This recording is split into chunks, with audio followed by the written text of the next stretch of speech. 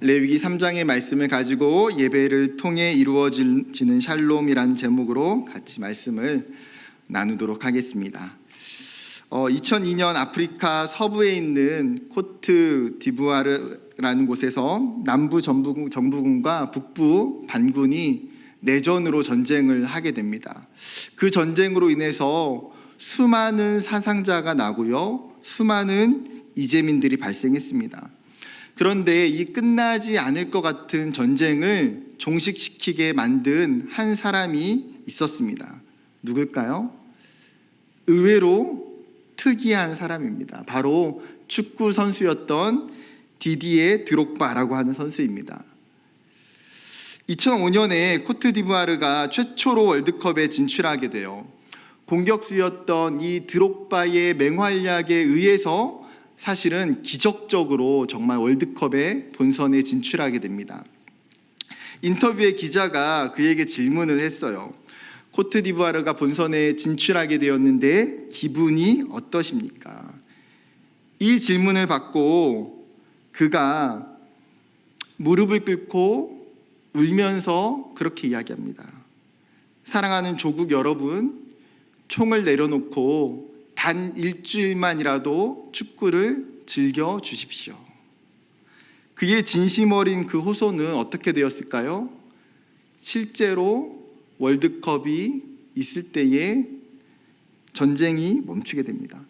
더 놀라운 것은 1년 후에 정부군과 반군이 평화 협상을 체결하고 끝나지 않을 것 같은 전쟁은 5년 만에 종식되어집니다.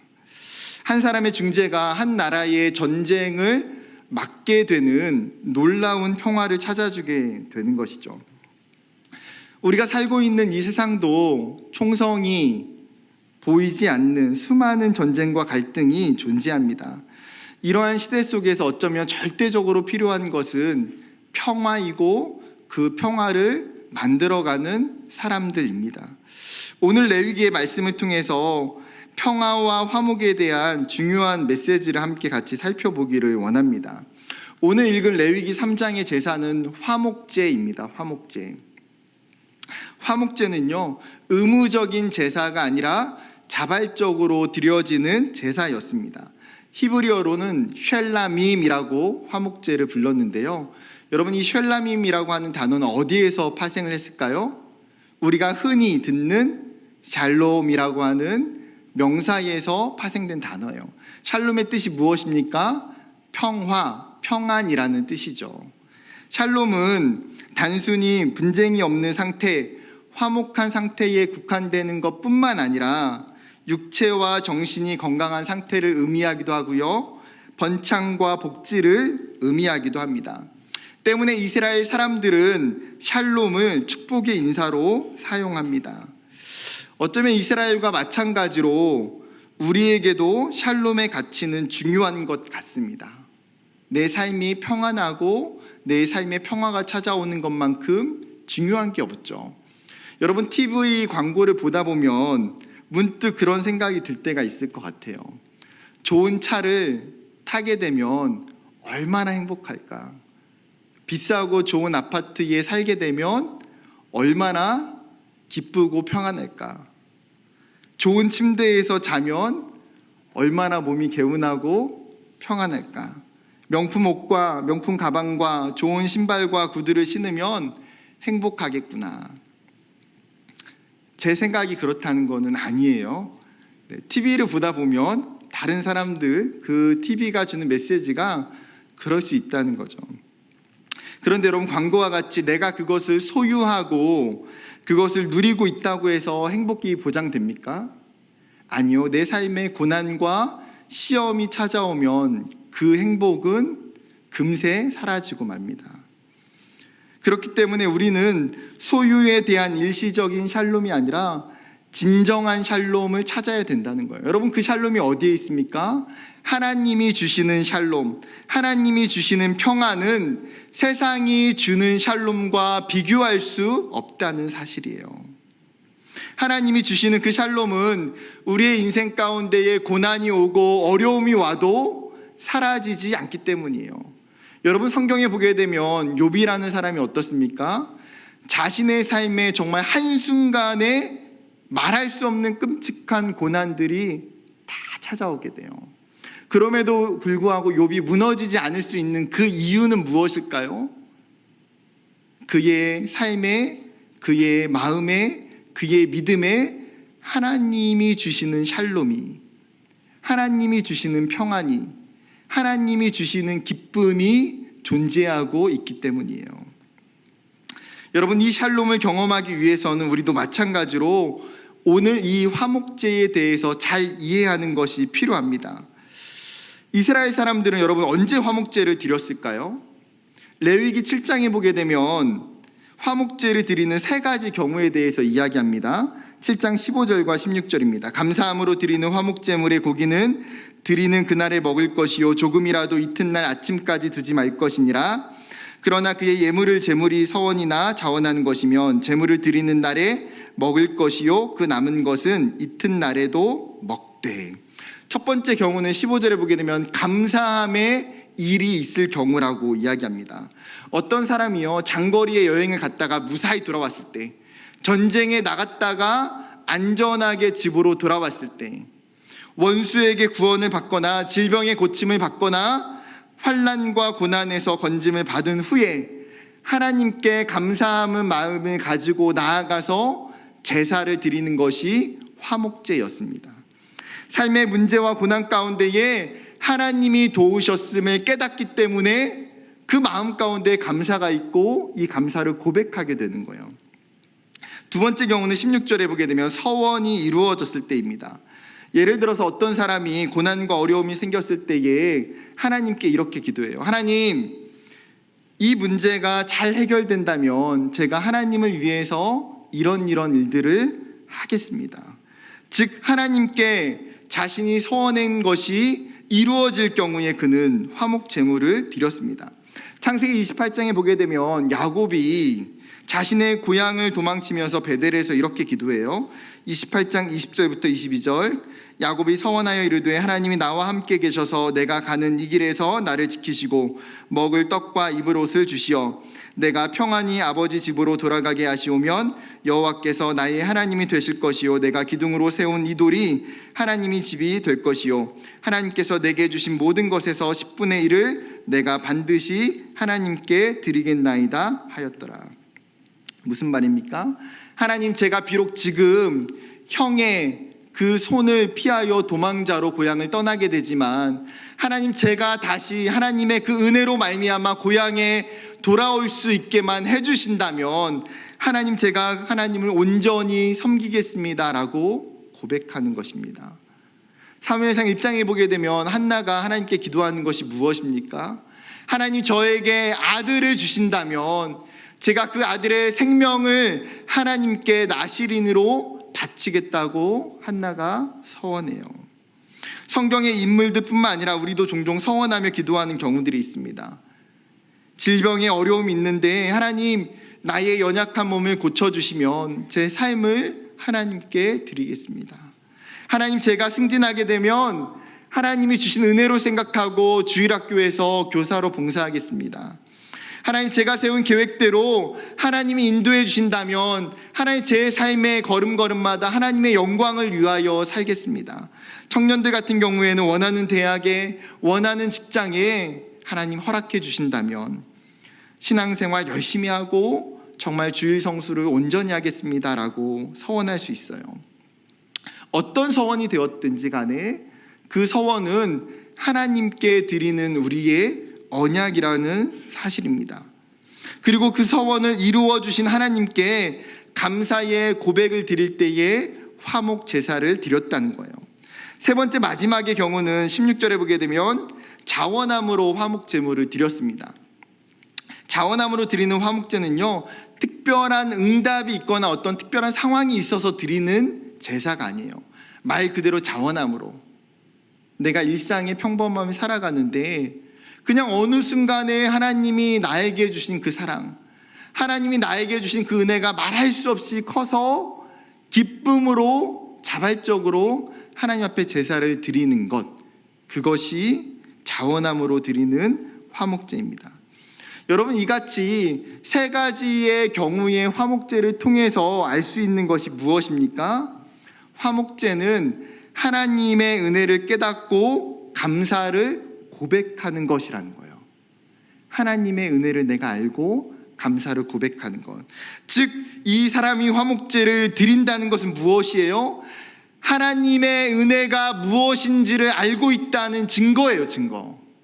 그의 인생에 섭리하시고 역사하시고 함께 하시는 그 하나님의 사랑을 이 사람이 느끼기 때문에, 위로부터 흘러오는 은혜, 하나님이 허락하시는 그 은혜, 그것이 내가 기도했던 것이든 내가 간구하지 않았던 것이든 내 삶에 이루어지는 수많은 일들 속에서, 수많은 현상들 속에서 화목제를 드리는 사람은 자신에게 주어지는 그 성취와 결과를 자신의 것으로 생각하지 않습니다.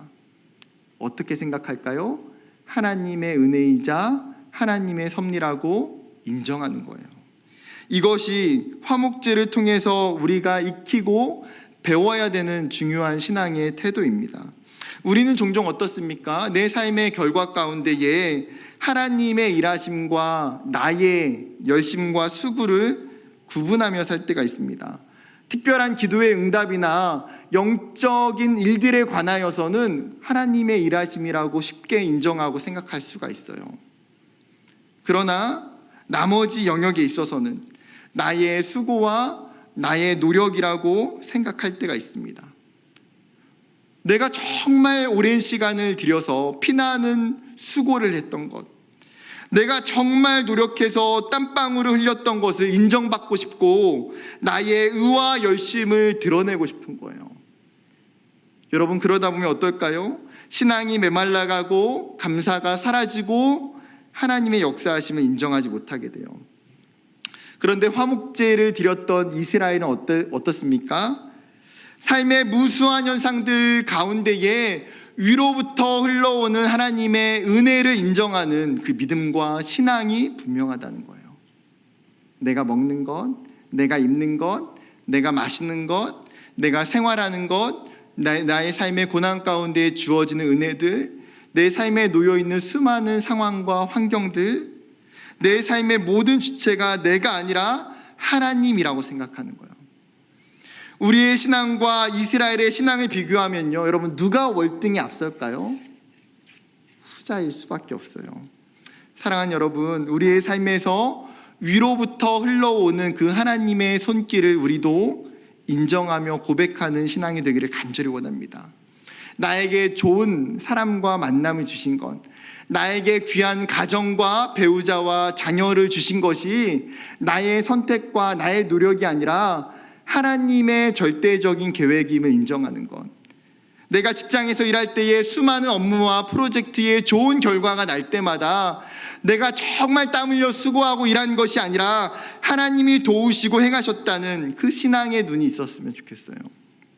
나의 자녀들이 하나님이 주신 그 비전을 향하여 한 걸음 한 걸음 걸어갈 때마다 하나님의 돌보심이 있음을 우리가 고백하길 원합니다. 코로나 기간 동안에 저도 그렇고요, 여러분도 참 많이 고백하고 불렀던 찬양이 있었을 거예요. 송경민 작사 작곡의 은혜라고 하는 찬양입니다. 마음은 부르고 싶지만 참아보고 가사만 읽겠습니다. 내가 누려왔던 모든 것들이, 내가 지나왔던 모든 시간이, 내가 걸어왔던 모든 순간이 당연한 것 아니라 은혜였어. 내가 이 땅에 태어나 사는 것, 어린 아이 시절과 지금까지 숨을 쉬며 살며 꿈을 꾸는 삶, 당연한 것 아니라 은혜였어. 여러분, 맞습니다. 내가 누리고 있는 것들, 내가 살고 있는 것들, 내가 꿈꾸고 하나님의 자녀로 살고 예배하고 내 삶에 있는 모든 것들이 무엇이에요? 하나님의 은혜로 되어졌다라는 거예요. 여러분, 이 고백과 이 믿음이 있는 것, 이것이 너무너무나 필요하다는 거예요. 이 화목제는 영적인 이 반응이 있는 사람, 영적인 눈이 열려 있어서 하나님 앞에 내 삶의 감사를 고백할 수 있는 사람이 드리는 제사고 예배예요. 여러분, 마찬가지로 우리의 삶에도 하나님이 부어주시는 그 은혜를 풍성히 경험했으면 좋겠고요. 그리고 그 은혜의 순간순간마다 그것이 나의 공로가 아니라 하나님의 은혜임을 감사로 고백할 수 있는 저와 여러분 되기를 주님의 이름으로 축복합니다. 다시 본문으로 돌아와서 화목제의 제사의 방법을 살펴보고자 하는데, 레위기의 구조는 이렇게 나눠집니다. 1절부터 5절은 소로 드려지는 화목제, 6절부터 11절은 양의 화목제, 12절부터 16절은 염소의 화목제입니다. 즉 화목제의 종류별로 지금 어떻게 제사를 드리고 있는지를 설명해요. 그런데 화목제도 번제와 굉장히 비슷합니다. 하나님 앞에 드려지는 제사의 제물을 가장 최고의 것으로, 가장 귀한 것으로 드리고자 했습니다. 다른 점은 화목제는 암컷이나 수컷이나 전부 사용이 가능했다는 거예요. 즉 번제보다는 규정이 다소 완화되어진 것을 보게 됩니다. 제사의 순서에 있어서도 번제와 동일한 것은 무엇이에요? 예배자가 자신이 가져온 그 짐승의 머리에 안수를 하고 회막에 가서 직접 그 짐승을 잡습니다. 여기까지는 번제와 동일해요. 그런데 그 다음 순서부터는 번제와 완전히 다른 것을 보게 돼요. 번제는 어떻습니까?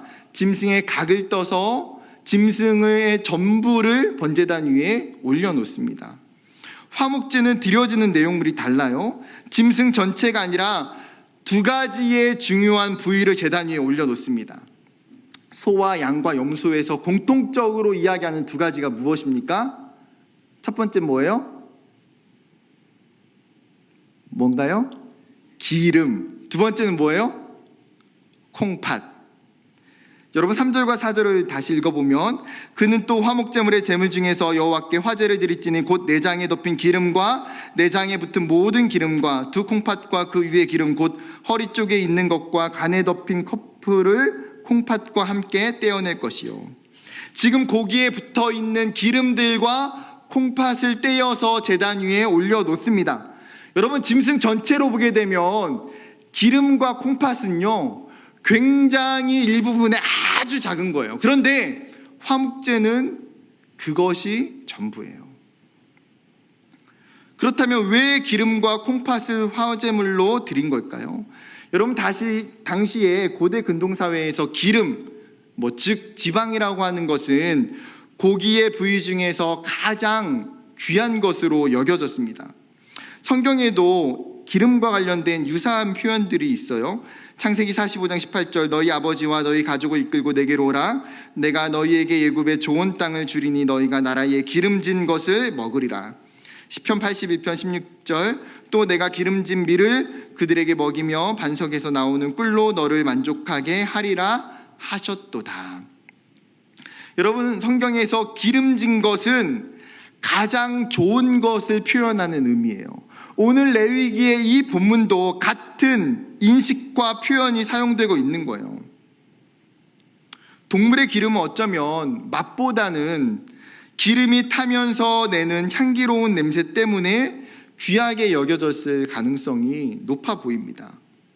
즉 화목제 또한 어때요? 가장 귀하고 가장 중요한 것을 하나님 앞에 제사의 제물로 드린 거예요. 여러분 번제와 소제와 같은 공통점이 있죠. 번제에서는 무엇을 드립니까? 흠없는 제물을 드려요. 소제에서는 무엇을 드립니까? 고운 가루를 드려요. 즉 하나님 앞에 가장 귀한 것을 드리고자 하는 이 제사의 방법은요 어떤 제사나 마찬가지라는 거예요. 그러면 두 번째는 기름은 그렇다고 치고 동물의 여러 내장과 부위 중에서 왜 콩팥이 있냐는 거예요. 여러분 콩팥이 가지고 있는 상징적 의미가 무엇일까요? 구약에서는 이 콩팥을 감정의 가장 깊은 자리라고 인식했어요. 즉 사람의 감정과 사람의 생각이 고대 사회에는 뇌에 있는 것이 아니라 이 콩팥에 있다고 여겨졌다는 거예요. 성경에도 보게 되면 이런 용례들이 여러 번 있는데 욥기 19장 27절에 보게 되면 내가 그를 보리니 내 눈으로 그를 보기를 낯선 사람처럼 하지 않을 것이라 내 마음이 초조하구나. 시편 16편 7절 나를 훈계하신 여호와를 송축할지라 밤마다 내 양심이 나를 교훈하도다. 지금 욥기와 시편에서 이야기하고 있는 마음이라고 하는 단어와 양심이라고 해석된 이 단어는요, 콩팥을 가리키는 단어예요.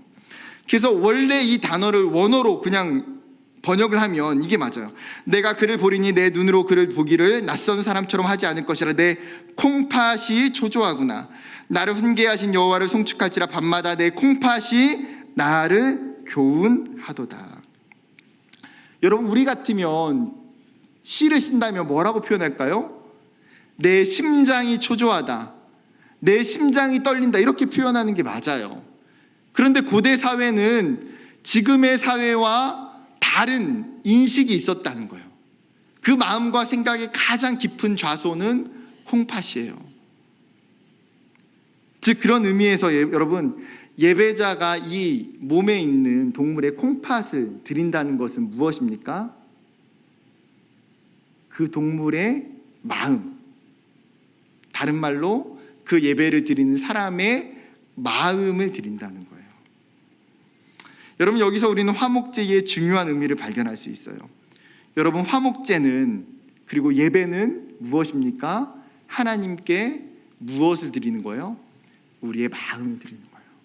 마음을. 너무나 당연한 이야기죠. 사실 이게 무슨 이상한 이야기도 아니잖아요. 그런데 이것이 무엇보다도 가장 중요하다는 거예요. 여러분, 우리가 예배를 드리기 위해서 시간을 사용할 수도 있어요. 우리의 몸이 이 자리에 앉아 있을 수도 있어요. 예배 가운데 여러 가지 섬김과 사역을 다할 수도 있어요. 그러나 하나님께 내 마음이 드려지지 않는다면, 하나님께 내 중심이 살아있지 않는다면 그것은 온전한 예배가 되지 않는다는 거예요. 하나님께서 선지자들을 통해서 이스라엘 가운데 끊임없이 말씀하셨던 것이 이것 아닙니까? 하나님에 대한 마음이 없는 것, 그 마음 가운데의 영적인 하나님에 대한 부재함. 이사야 1장 11절 여호와께서 말씀하시되 너희의 무수한 재물이 내게 무엇이 유익하뇨? 나는 순양의 번제와 살찐 짐승의 기름에 배불렀고 나는 수송아지나 어린 양이나 순염소의 피를 기뻐하지 아니하노라. 이스라엘이 수많은 제사를 드리고 예배를 드리지만 너희들의 마음이 악할 뿐이고 그 안에는 하나님의 사랑하는 마음이 전혀 없다는 거예요. 그럴 때에 너희가 드리는 수많은 제사를 내가 기뻐받지 않겠다고 하나님 말씀하세요. 호세아 6장 6절도 마찬가지입니다. 나는 인애를 원하고 제사를 원하지 아니하며 번제보다 하나님을 아는 것을 원하노라. 무슨 말입니까? 하나님은 번제보다도 수많은 제사보다도 그 중심이 하나님을 향하고 그 중심이 하나님을 사랑하는 것을 원하신다는 사실이에요. 여러분, 그렇다면 우리의 모습은 어떻습니까? 우리는 이스라엘보다 어쩌면 구약시대보다 훨씬 많은 예배를 드리며 살아가요. 새벽 예배, 수요 예배, 금요 예배, 주일 예배. 한국교회에는 말할 수 없는 예배가 있어요. 그것이 한국교회에 주신 특권이고 은혜예요. 그러나 아무리 많은 예배를 드린다 해도 여러분, 우리가 마음이 없이 중심이 없이 드려지는 예배는 결국은 그 숫자와 상관없이 하나님 앞에 상달되지 않는다는 거예요. 하나님은 예배 가운데에 무엇을 보십니까? 우리의 마음과 중심을.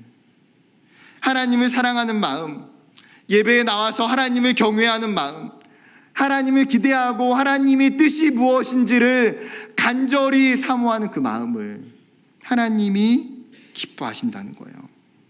여러분, 그렇다면 구체적으로 마음의 중심이 있는 예배는 어떻게 해야 가능할까요? 그것은 준비된 예배와 삶의 예배가 바탕이 되어야 가능합니다. 요즘 마트에 가게 되면 여러분, 정말 다양한 밀키트 음식들이 있어요. 밀키트의 특징이 무엇입니까? 간편성과 시간 절약이에요. 이미 다 만들어진 재료를 냄비에 넣고 물만 넣으면 맛있는 요리가 됩니다. 여러분, 이제는 누구나 사실 요리 잘할 수 있어요. 그러나 예배는 무엇입니까? 1시간에 만들어지는 간편식의 밀키트가 아니라는 거예요. 여러분, 사람들이 줄을 서는 맛집을 보면 맛있는 그 식당의 공통점이 있어요. 뭘까요? 맛있는 식당은 뭘 어떻게 하면 잘합니까? 시간과 정성이에요. 시간과 정성. 제가 잘 아는 나주에 유명한 곰탕집이 있거든요. 제가 그 사장님 진짜 존경해요. 그 사장님 새벽에 4시, 5시에 혼자 나와서 직원 아무도 없이 비법 안 알려주려고 혼자 나와서 매일매일 정성을 들여서 곰탕을 다 우려내요. 혼자 다 만들고 나면 아침에 직원들 출근해서 직원들이 끓여서 나눠줘요. 맛이 달라요. 왜요? 정성, 시간. 여러분, 맛집인데 소고기 다시다 넣고 참치 액젓 넣는 식당이 있을까요? 먹어보면 그 대기업 맛 알잖아요. 비슷한데 이거 대기업 맛인데 우리 집 있는 맛인데, 그러면 여러분 그 식당 안 가요. 오랜 시간 육수를 내고 숙성을 시키고 정성껏 음식을 만들어야지 깊은 맛이 나는 거예요. 예배도 마찬가지입니다. 여러분, 어떤 사람은요 일주일 동안 자신의 삶의 자리에서 정말 치열하게 살아요. 그런데 너무나 분주한 나머지 하나님과 멀리 있다가 그냥 주일날 예배에 와요.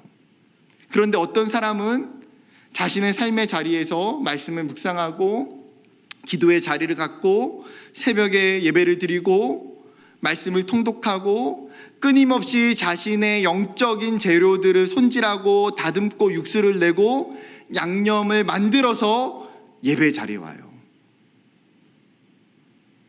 여러분, 누가 1시간의 예배를 하나님께 드리는 최고의 요리로 만들 수 있을까요? 누가 마음의 중심이 있는 예배를 드릴 수 있을까요? 당연히 후자겠죠.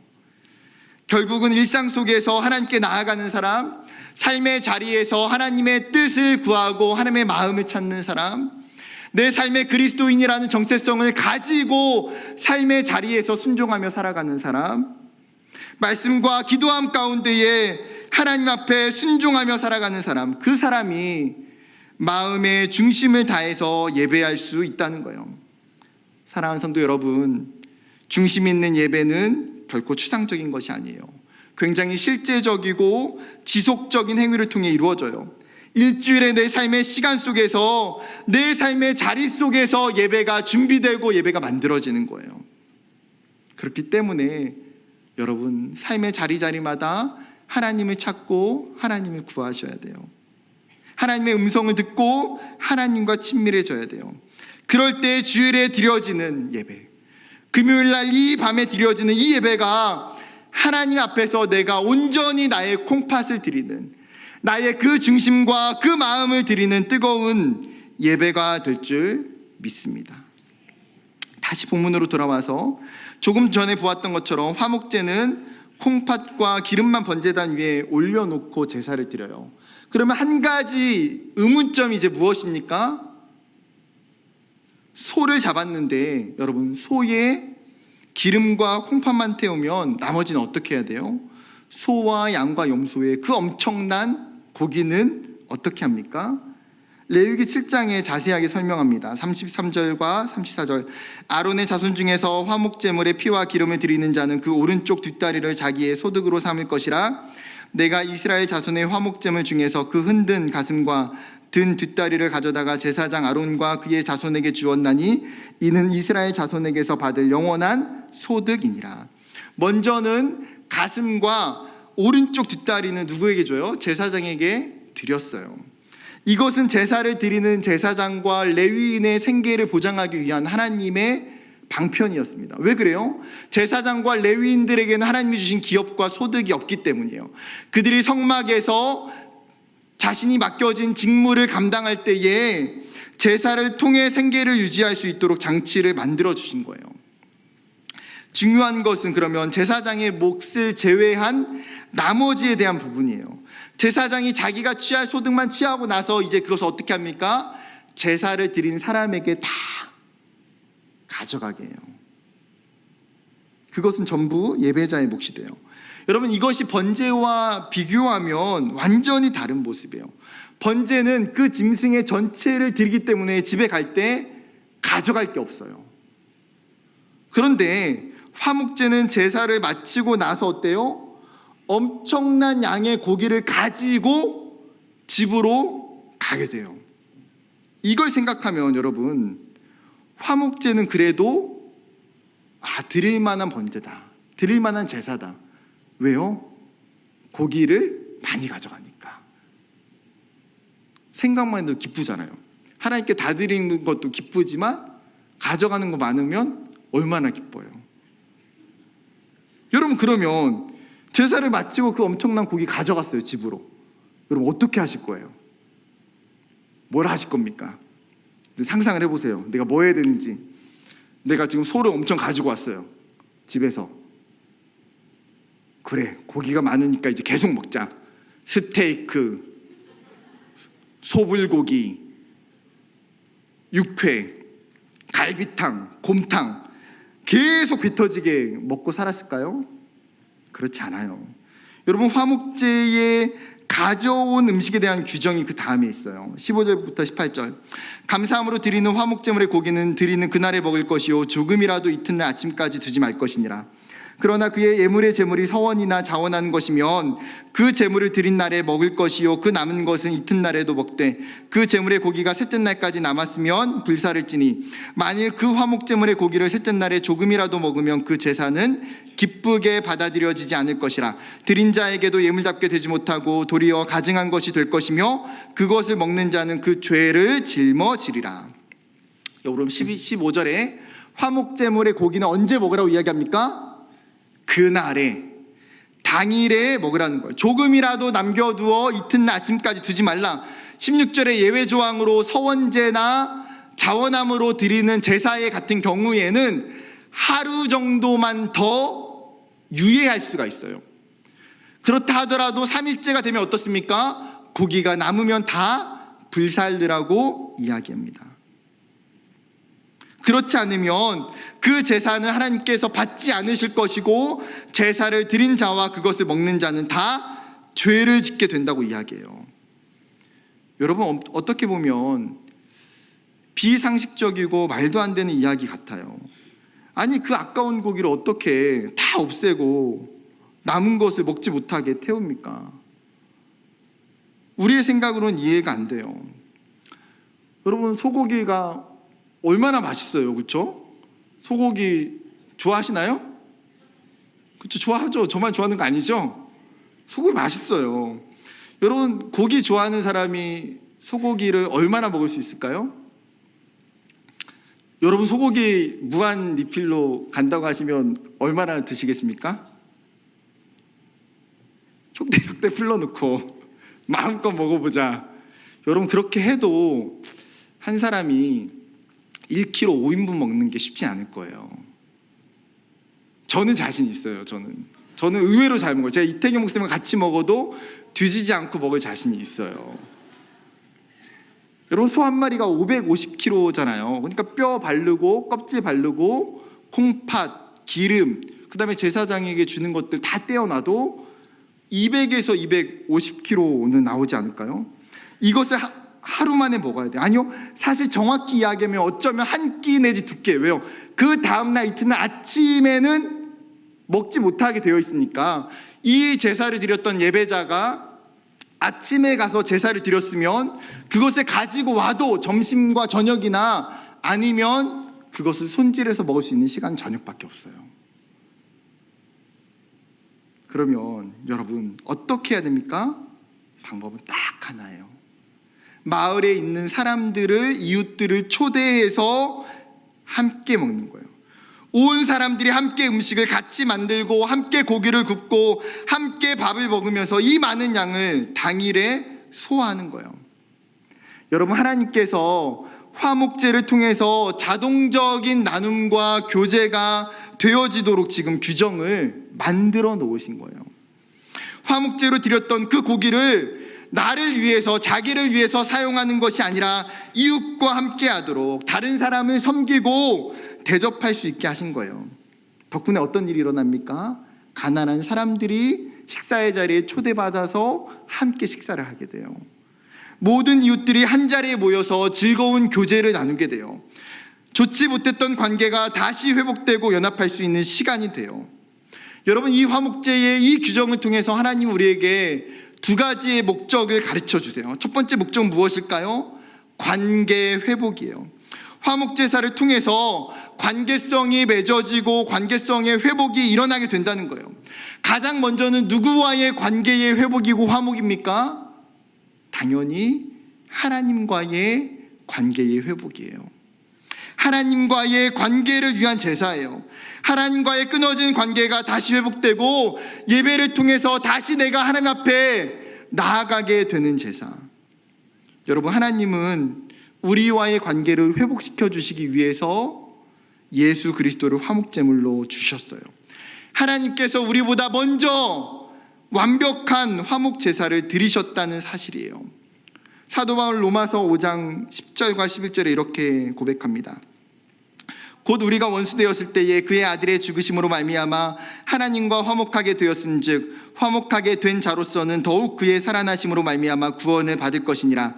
그뿐 아니라 이제 우리로 화목하게 하신 우리 주 예수 그리스도로 말미암아 하나님 안에서 또한 즐거워하느니라. 여러분, 죄인인 인간은 하나님 앞에서 어떤 존재예요? 원수된 존재고 원수의 관계라는 거예요. 친밀해질 수 없는 완전히 단절된 상태. 그러나 하나님께서 자신의 아들 예수 그리스도를 십자가에 달려 죽게 하심으로 말미암아 화목의 길을 열어주셨어요. 하나님과의 관계가 완전 달라졌어요. 더 이상 원수가 아니라 하나님의 자녀로 하나님의 백성으로 우리를 삼아 주셨다는 거예요.